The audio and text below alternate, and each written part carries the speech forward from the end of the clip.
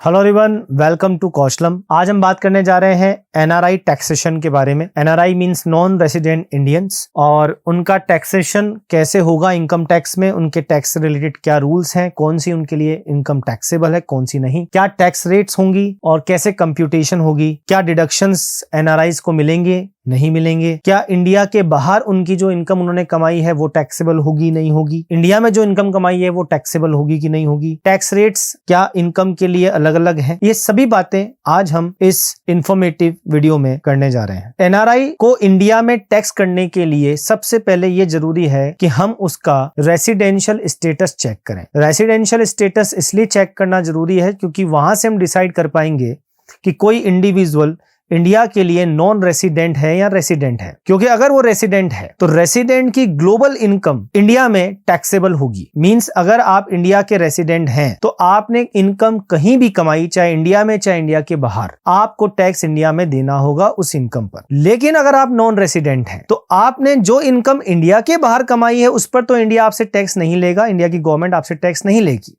लेकिन जो इनकम आपने इंडिया में कमाई है वो आपको उस पर इंडिया में ही टैक्स देना होगा। इसलिए सबसे पहले ये देखना जरूरी है कि क्या आप इंडिया के रेसिडेंट हैं। रेसिडेंशियल स्टेटस का पता लगाने के लिए दो बेसिक कंडीशन है। नंबर 1 कि आप इंडिया में एटलीस्ट 6 महीने मींस 182 डेज या उससे ज्यादा इंडिया में रहे हों प्रीवियस फाइनेंशियल ईयर में, जिस ईयर की इनकम की हम बात कर रहे हैं। दूसरी कंडीशन यह है कि आप प्रीवियस ईयर में कम से कम 60 दिन मतलब 2 महीने, चाहे वो एक साथ कंटिन्यूसली जरूरी नहीं होने चाहिए, इंडिया में रहने चाहिए, और प्रीवियस ईयर से पहले वाले 4 सालों में 365 दिन आप इंडिया में होने चाहिए। अगर आप ये दोनों बेसिक कंडीशन पूरी करते हैं तो आप इंडिया के रेसिडेंट हैं। और अगर आप इंडिया के रेसिडेंट हैं फिर तो आपकी सभी इनकम, चाहे वो इंडिया में कमाई गई या इंडिया के बाहर, मतलब ग्लोबल इनकम पर इंडिया में ही टैक्स आपको देना होगा। अगर आप दोनों में से कोई एक भी कंडीशन पूरी नहीं करते हैं तो आप इंडिया के लिए नॉन रेसिडेंट कहलाएंगे। हालांकि रेसिडेंशियल स्टेटस पर टाइम टू टाइम पर इनकम टैक्स डिपार्टमेंट कुछ अपडेट्स लाता रहता है। फाइनेंस एक्ट 2020 में भी एक अपडेशन आया था जिसमें कि इंक्लूड किया गया था इंडियन सिटीजन या पर्सन ऑफ इंडियन ओरिजिन को resident but not ordinary resident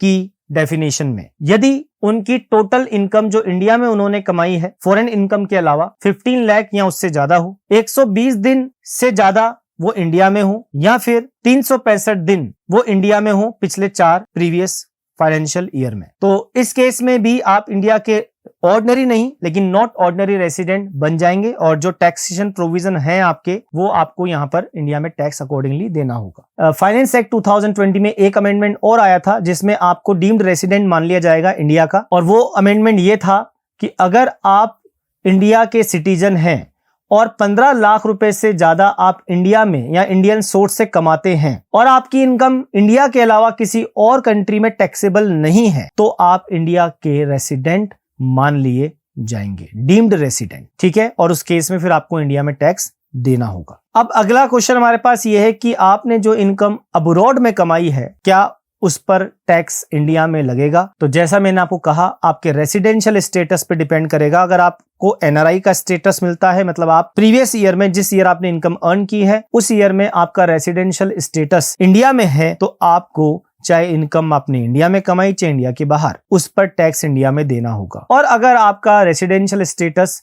non resident है तो उस केस में जो इनकम आपने इंडिया में अर्न की या अक्रू की उसी पर इंडिया में आपको टैक्स देना होगा। कौन कौन सी इनकम हो सकती है नॉन रेसिडेंट के लिए बात करें तो सैलरी इनकम, हाउस प्रॉपर्टी से इनकम जो कि इंडिया में है, कैपिटल गेन, अगर आपकी कोई एसेट इंडिया में है और आपने उसे ट्रांसफर किया है तो कैपिटल गेन की इनकम हो सकती है, फिक्स डिपॉजिट आपकी है कुछ तो उस पे इंटरेस्ट की इनकम हो सकती है, सेविंग बैंक अकाउंट पर इंटरेस्ट की इनकम हो सकती है। तो ये कुछ ऐसी इनकम है जो एक नॉन रेसिडेंट को इंडिया में होंगी। बिजनेस की भी इनकम हो सकती है अगर कोई बिजनेस प्रोफेशन इंडिया में किया जा रहा है नॉन रेसिडेंट के द्वारा, और ये सभी इनकम नॉन रेसिडेंट के लिए टैक्सेबल है। इनकम जो इंडिया के बाहर कमाई गई वो नॉन रेसिडेंट के लिए टैक्सेबल नहीं है। इंटरेस्ट की इनकम जो कि एनआरई अकाउंट, एफसीएनआर अकाउंट से कमाई गई है वो टैक्स फ्री है, और जो एनआरओ अकाउंट से इंटरेस्ट की इनकम कमाई गई है वो एनआरआई के लिए टैक्सेबल है इंडिया में।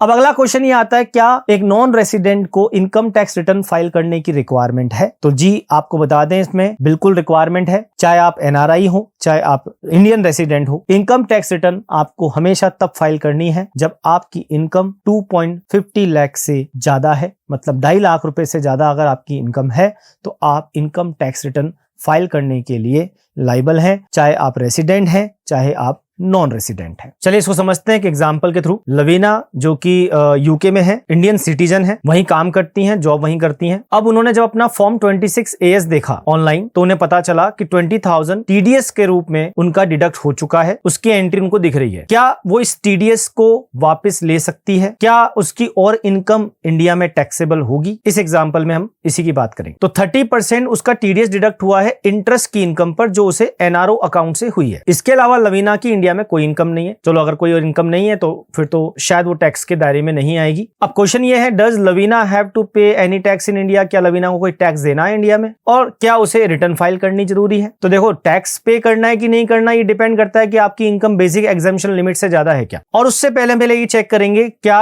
लवीना का रेसिडेंशियल स्टेटस इंडिया में है। क्योंकि अगर इंडिया में रेसिडेंशियल स्टेटस है या वो इंडिया की रेसिडेंट है फिर तो उसे टैक्स इंडिया में देना है, उस इनकम पर भी जो उसने इंडिया में अर्न की है और उस इनकम पर भी जो उसने इंडिया के बाहर अर्न की है। लेकिन अगर वो इंडिया के लिए नॉन रेसिडेंट है तो फिर उसे सिर्फ उसी इनकम पे टैक्स देना है जो उसने इंडिया में अर्न की है, जो कि केवल एनआरओ अकाउंट का इंटरेस्ट है। इसका मतलब साफ है कि अगर हम रेसिडेंशियल स्टेटस पता लगाएंगे तब हम ये डिसाइड कर पाएंगे कि क्या आप इंडिया में टैक्स देने के लिए लायबल हैं। क्योंकि अगर आपकी इंडियन इनकम जो इंडिया में कमाई गई इनकम है अगर वो 2.50 लाख से ज्यादा है तब तो आपको रिटर्न भी फाइल करनी है और आप इंडिया में टैक्स देने के लिए लायबल भी हैं। और अगर आप इंडिया के रेसिडेंट ही हैं और आपकी ग्लोबल इनकम 2.50 लाख से ज्यादा है तो भी आपको इनकम टैक्स रिटर्न फाइल करनी है। तो आपको कब फाइल नहीं करनी? अगर आप नॉन रेसिडेंट हैं और आपकी इंडियन इनकम 2.50 लाख से कम है या फिर आपका कोई टीडीएस क्लेम नहीं आप करना चाहते तो उस केस में आपको रिटर्न फाइल करने की रिक्वायरमेंट नहीं है। तो हमारे इस एग्जांपल में लवीना जिसकी हम बात कर रहे हैं वो एक इंडियन सिटीजन है और यूएस चली गई है for the purpose of job. क्या उसने 182 डेज वाली कंडीशन पूरी करी? अगर करी तो वो इंडिया की रेसिडेंट है, नहीं तो वो नॉन रेसिडेंट। लवीना जो कि इंडिया को 3 जुलाई को चली गई है छोड़कर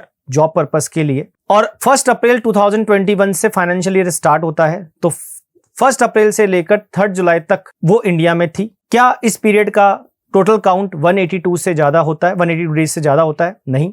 तो इस केस में हम ये कह सकते हैं कि लवीना इंडिया की रेसिडेंट नहीं है, वो इंडिया के लिए एनआरआई है। क्योंकि लवीना एनआरआई है, लवीना की सिर्फ वही इनकम जो इंडिया में अक्रू हुई है या अर्न की गई है या डीम्ड अक्रू है मानी जाएगी आपने इंडिया में कमाई है उस पर आपको टैक्स देना पड़ेगा इंडिया में। तो क्योंकि हमने एग्जांपल में बात करी लवीना की केवल एनआरओ अकाउंट की इनकम है और कोई इनकम नहीं है और यूएसए में जो वो इनकम कमा रही है उस पर वो इंडिया में टैक्स नहीं देगी, तो इसलिए यहां पर सिर्फ उसकी एनआरओ अकाउंट की इंटरेस्ट की इनकम ही टैक्सेबल होगी। अब सपोज उसकी एनआरओ अकाउंट की जो इंटरेस्ट की इनकम है वो 70,000 है। अब क्योंकि 70,000 2.5 लाख से कम है तो अब यहां पर वो बेसिक एग्जम्पशन लिमिट को भी क्रॉस नहीं कर रही है, इसलिए लवीना को ना तो इंडिया में टैक्स देने की लायबिलिटी बनती है ना ही रिटर्न फाइल करने की रिक्वायरमेंट है। लेकिन क्योंकि उसका टीडीएस डिडक्ट हुआ है, क्योंकि अगर वो टीडीएस रिफंड क्लेम करना चाहती है तो उसे रिटर्न फाइल करना जरूरी है, अदरवाइज वो रिफंड क्लेम नहीं कर पाएगी। अब अगला क्वेश्चन ये आता है, क्या एनआरआई भी डिडक्शंस ले सकता है रेसिडेंट की तरह? तो जी हाँ, एनआरआई भी अपनी इनकम में से डिडक्शंस क्लेम कर सकते हैं सेक्शन 80C से 80U तक के। अगर आप रेसिडेंट हैं विद ग्लोबल इनकम, मतलब आप इंडिया के रेसिडेंट हैं और आप इंडिया में भी इनकम कमा रहे हैं, इंडिया के बाहर भी कमा रहे हैं, तो मैं आपको बता चुका हूं उस केस में आपको इंडिया वाली इनकम पर भी और इंडिया के बाहर जो आपने इनकम कमाई है उस पर भी इंडिया में ही टैक्स देना होगा। हालांकि अगर इंडिया के बाहर कमाई हुई इनकम पर बाहर टैक्स लग चुका है तो आप उसका बेनिफिट ले सकते हैं डबल टैक्सेशन अवॉइडेंस एग्रीमेंट के अकॉर्डिंग। अब एनआरआई की कुछ इन्वेस्टमेंट इनकम की बात करते हैं जिसके लिए इनकम टैक्स में कुछ स्पेशल प्रोविजंस है। तो जितनी भी एनआरआईज की इन्वेस्टमेंट की इनकम है, चाहे वो उन्होंने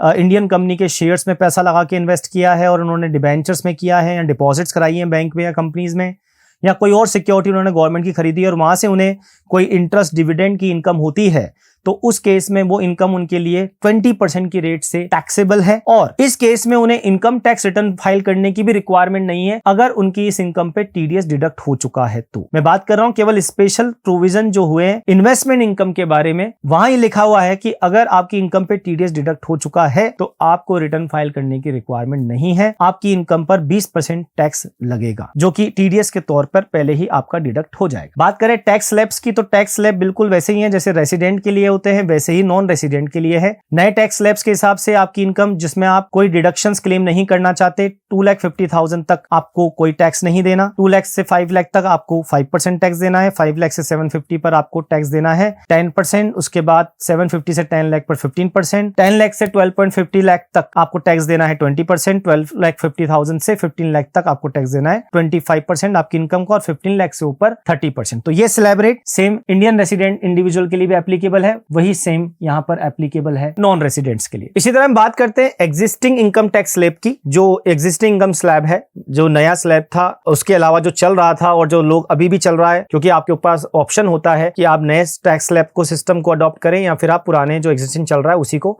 अडॉप्ट करें। आपके लिए पुराना सिस्टम तब फायदेमंद है जब आपकी जो इनकम है उसमें से आप डिडक्शंस क्लेम नहीं करना चाहते, मींस आपका कोई सेक्शन 80C से 80U तक के डिडक्शंस जो हैं LIC के या फिर आपके हेल्थ इंश्योरेंस के या आपके चिल्ड्रन एजुकेशन के, होम लोन के, रेंट पेमेंट के, ये आप क्लेम नहीं करना चाहते हैं, तो आपके लिए फिर नया सिस्टम जिसमें आपके लिए बहुत ज़्यादा स्लैब्स हैं और उसके अकॉर्डिंग टैक्स रेट कम है, तो फिर वो आपके लिए फायदेमंद है, नहीं तो आप पुराने टैक्स सिस्टम को ही अडॉप्ट करेंगे।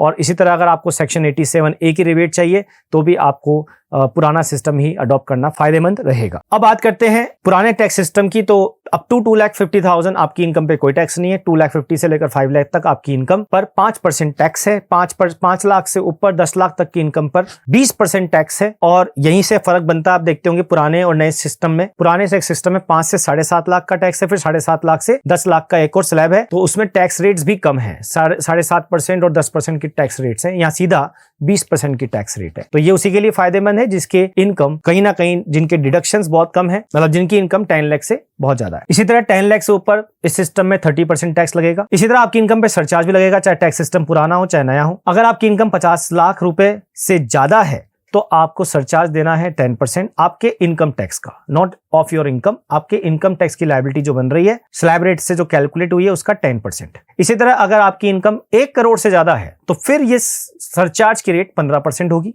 अगर आपकी इनकम 1 करोड़ से ज्यादा नहीं, 2 करोड़ से भी ज्यादा है, मतलब 1 करोड़ का भी क्रॉस कर दिया आपने लिमिट, 2 करोड़ से ज्यादा इनकम है, तो फिर ये सरचार्ज की रेट 25% होगी। और अगर आपकी इनकम 5 करोड़ से भी ज्यादा है, मतलब 2 करोड़ से ज्यादा है लेकिन 5 करोड़ तक है, तो 25%। और अगर 5 करोड़ को भी क्रॉस कर रही है आपकी इनकम, तो फिर आपके लिए जो सरचार्ज की रेट है वो 37% होगी। इसके अलावा हेल्थ एंड एजुकेशन सेस और देना होगा आपको 4% की रेट से, और ये एप्लीकेबल होगा आपके इनकम टैक्स के अमाउंट पर प्लस जो सरचार्ज आपका कैलकुलेट हुआ है उस पर। तो ये है टैक्सेशन की रेट्स जो एनआरआईज के लिए एप्लीकेबल है। सेम है जैसे हम बात कर रहे थे रेसिडेंट के लिए एप्लीकेबल है, वैसे नॉन रेसिडेंट के लिए एप्लीकेबल है।